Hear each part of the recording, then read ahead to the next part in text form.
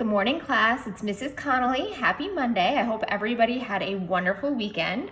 I just want to go over today's agenda with you and go over the lesson a little bit as well. All right, so the first thing you guys are going to do, and you can do these in any order, but just make sure that they do get done.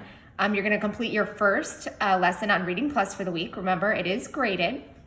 Next, you're going to read pages 364 through 373 in the Reading Monday 4-13 packet. You're going to complete all of the Your Turn boxes on the skills pages in your journal.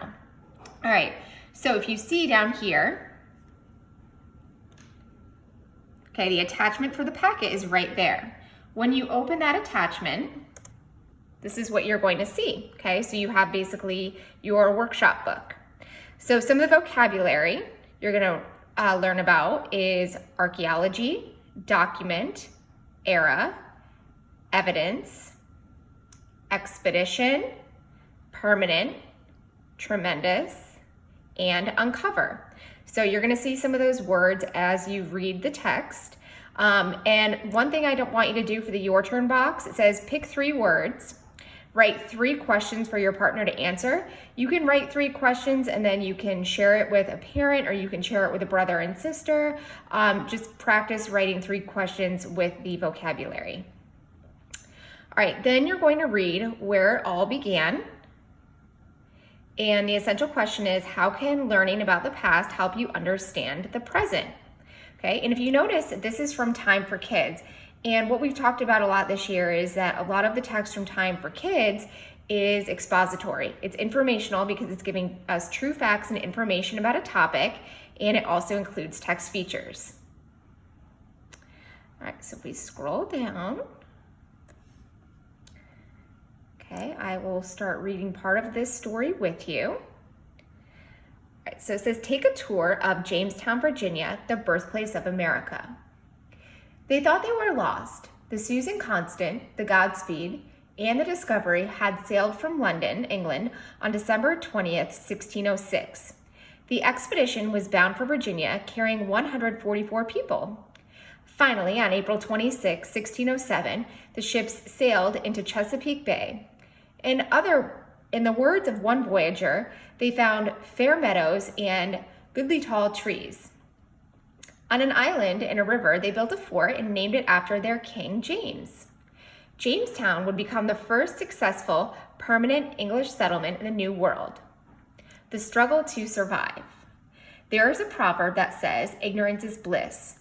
In the case of the 104 men and boys who came ashore, this was true. They were faced with tremendous challenges. The water from the James River was not safe to drink and food was scarce. 2 weeks after the settlers arrived, 200 Indians attacked them. All right, now something that we've talked about this year are our text features. So if you notice, there are headings, there are bolded, highlighted words, and then we also have this picture with a caption. It says, the building of the Jamestown settlement in 1607. Okay, so now I'm gonna go scroll to my next page. John Smith, an experienced military man, became head of the colony in 1608. He had been in charge of finding local tribes willing to swap food for English copper and beads. Smith was tough with both the Indians and Englishmen. He that will not work shall not eat, he told the colonists. Smith knew that an attitude of every man for himself would endanger the colony. The western Chesapeake area was ruled by Chief Powhatan, who governed an empire of 14,000 Algonquian-speaking peoples. His daughter Pocahontas became a useful friend and ally to John Smith. Okay, and then if you notice, there is another picture with a caption, Pocahontas saved the life of Captain John Smith. Okay, now they're giving us this separate text box about the real life Pocahontas. So it says, Princess Matawaca was born around 1595. Her father, Chief Powhatan, called her Pocahontas. She saved John Smith's life twice, and he wrote that Pocahontas' wit and spirit were unequaled. Pocahontas married a planter named John Rolfe, the first marriage in an era between an Englishman and a Native American woman. Rolfe, Pocahontas, and their son visited London. She never returned home. She fell ill aboard a ship bound for Jamestown in March 1617 and died. Okay, so on this page, when we're talking about text features, we've got our picture with our caption, and then we have this separate text box about Pocahontas. All right, the next page says, taking a closer look. Archaeologists digging in Jamestown have discovered Indian artifacts along with English ones, evidence that Indians lived in the fort for some time. It must have been a very close relationship, says William Kelso, an expert in colonial American archaeology. Kelso has worked for 10 years to document this site. His team has managed to uncover more than 1 million artifacts and has mapped out the fort's shape, its foundations, and a burial ground. Jamestown left a record of greed and war, but it was also the start of representative government. The settlers gave America a solid foundation to build upon.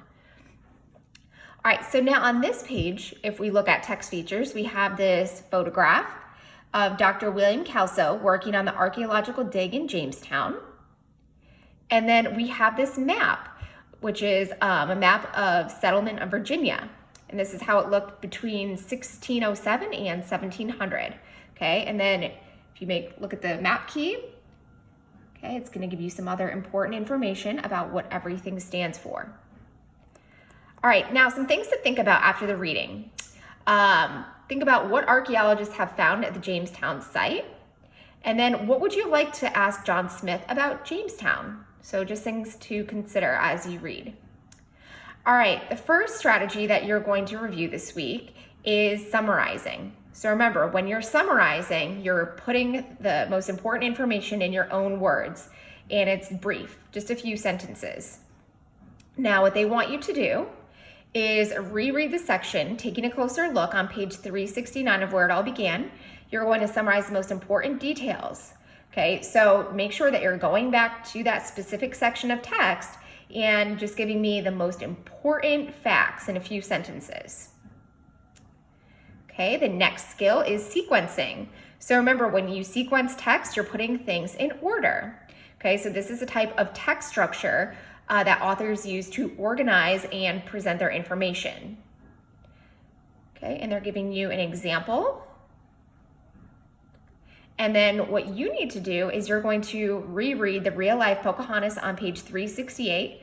You're going to list the key events you find in time order. So in your notebook on a piece of paper, you can just do a little timeline to show a sequence.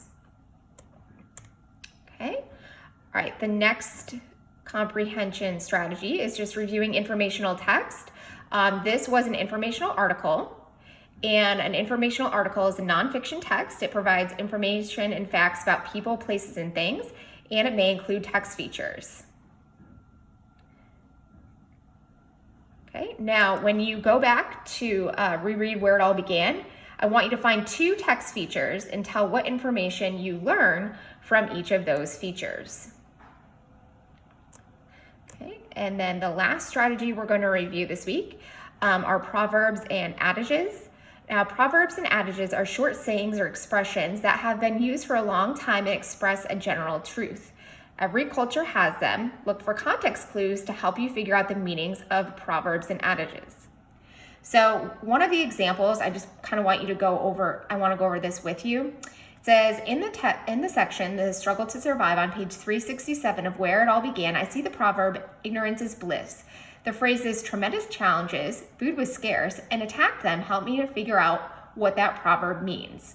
So basically a proverb is a saying, and you have to kind of use the different phrases around that saying to figure out what it means.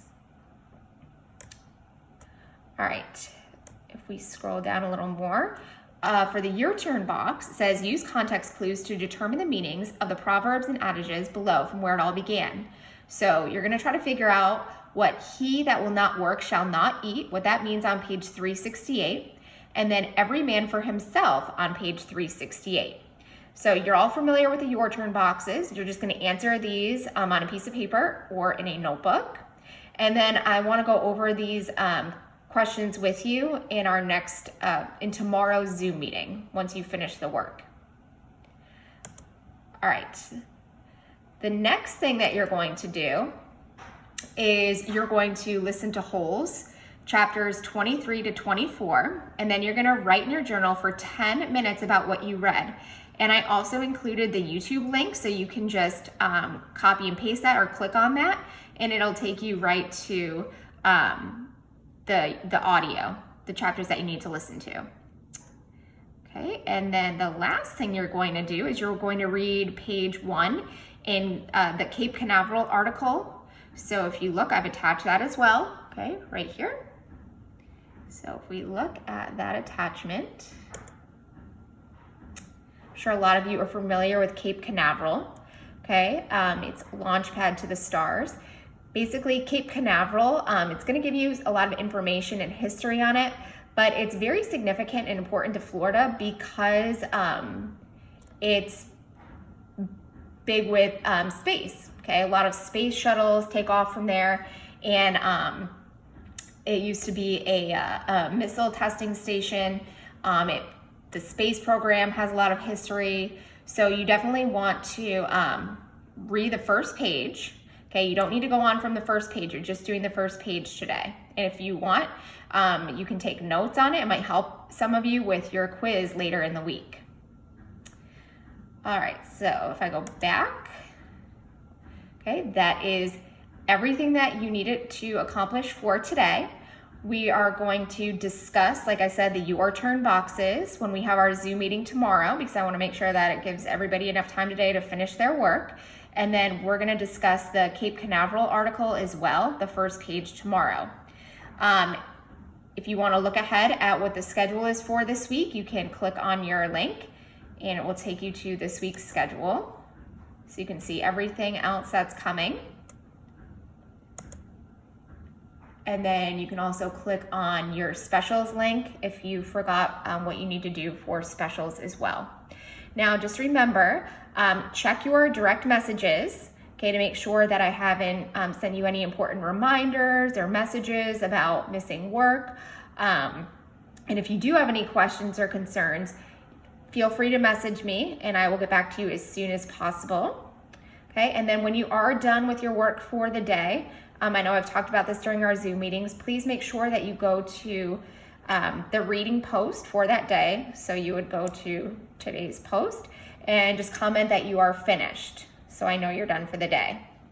Okay, so I look forward to seeing everybody in our next Zoom meeting. Just make sure if you have any questions before then, message me. And like I said, I'll get back to you as soon as possible. And I hope everybody has a wonderful day. I'll see you guys later. Bye.